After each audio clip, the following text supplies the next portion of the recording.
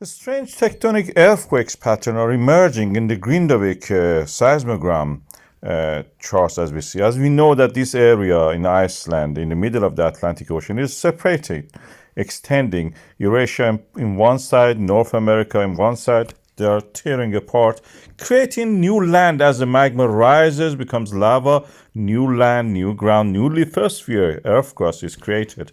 And the normal faults unfolding creates a pattern of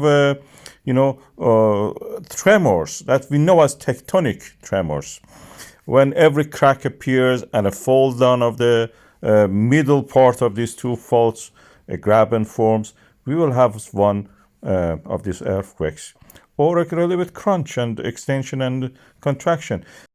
It appears when you mark these points every day, we had around 4 of these, every 6 hours almost, this pattern repeats. Of course, we are seeing the blue line is the tectonic earthquakes, and now in the Grindavik we have the magma line, which is the magmatic earthquakes, are actually switched. This may point to an eruption. It is not due to weather. The weather is fine at the moment. I wonder this pattern of the repeat 4-5 times, it may be related to the tides.